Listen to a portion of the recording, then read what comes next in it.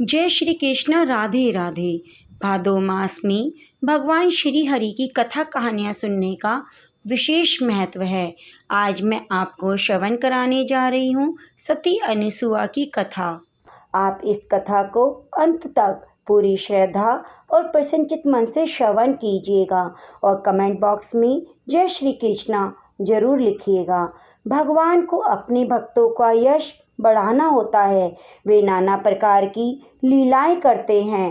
तीनों देवियों माता लक्ष्मी, माता पार्वती जी और सरस्वती जी को अपने पतिव्रत का बड़ा अभिमान था। तीनों देवियों के अभिमान को नष्ट करने और अपनी परम भक्त पतिव्रता अनुसुआ के मान को बढ़ाने के लिए भगवान ने नारद जी के मन में प्रेरणा जगाई। इसलिए वे श्री लक्ष्मी जी के पास पहुँचे। नारद जी को देखकर लक्ष्मी जी का मुख कमल के समान खिल उठा। लक्ष्मी जी ने कहा, आइए मुनिवर, आप तो बहुत दिन बाद आए, कहिए क्या हाल है। नारद जी बोले, माता क्या बताऊं, अब की बार घूमता हुआ चित्रकूट की ओर चला गया। वहां पर मैं महर्षि अत्रि के आश्रम पर पहुंचा। माता, मैं तो महर्षि की पत्नी अनुसुआ जी के दर्शन करके कृतार्थ हो गया। तीनों लोकों में उनके समान कोई पतिव्रता स्त्री नहीं। लक्ष्मी जी को नारद जी की बात पर आश्चर्य हुआ।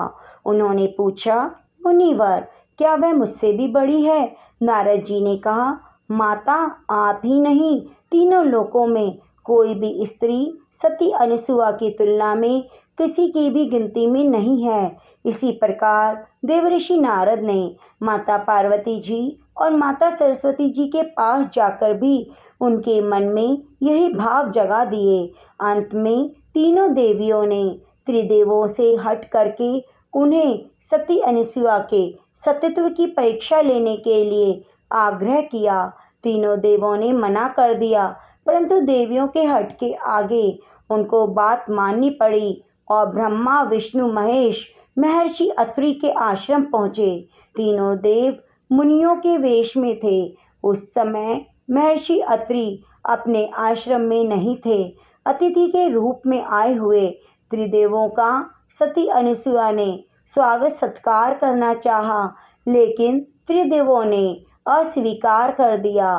सती अनुसुआ ने उनसे पूछा, मुनियों, मुझसे कौन सा ऐसा अपराध हो गया जो आप लोग मेरे द्वारा की गई पूजा ग्रहण ना करते।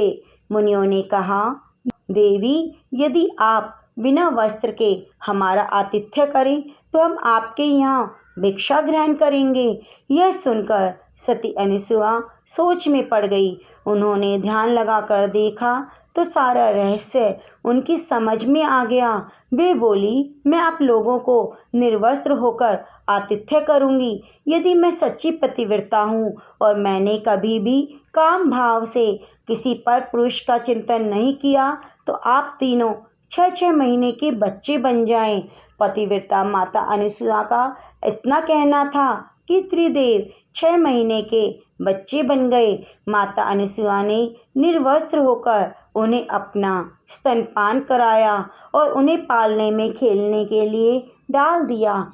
इस प्रकार त्रिदेव माता अनुसुआ के वात्सल्य प्रेम के बंदी बन गए। उधर जब तीनों देवियों ने देखा कि हमारे पति तो वापस आए ही नहीं, तो वे चिंतित हो गई और अंत में तीनों देवियों ने अपने पतियों का पता लगाने के लिए चित्रकूट पर गईं। संयोग से वहीं नारद जी से उनकी भेंट हो गई।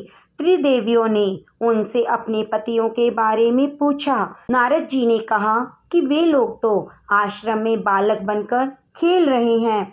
नारद जी की बात सुनकर तीनों देवियां सती अनुसुआ के आश्रम पर जा पहुंची। त्रिदेवियों ने अनुसुआ से आश्रम में प्रवेश करने की आज्ञा मांगी। अनुसुआ ने उनसे उनका परिचय पूछा। त्रिदेवियों ने कहा, माता जी, हम तीनों तो आपकी बहुएं हैं। आप हमें क्षमा कर दीजिए और हमारे पतियों को लौटा दीजिए। सती अनुसुआ का हृदय द्रवित हो गया। उन्होंने उन्हें बच्चे बने हुए त्रिदेवों पर जल छिड़ककर उन्हें उनका वास्तविक रूप प्रदान किया और अंततः उन त्रिदेवों की पूजा स्तुति की। त्रिदेवों ने प्रसन्न होकर उन्हें अपने अंशों से अनिसुआ के यहाँ पुत्र रूप में प्रकट होने का वरदान दिया। इस प्रकार त्रिदेवों के अंश रूप में दत्तात्रेय का जन्म हुआ। यह कथा है सती अनुसुईया की, जिसने अपने पतिव्रत धर्म के आगे त्रिदेवों को भी झुका दिया। दोस्तों, कथा को अंत तक सुनने के लिए आपका बहुत बहुत धन्यवाद। आप हमारे चैनल को सब्सक्राइब जरूर कीजिए और बेल आइकन को दबाना ना भूलें।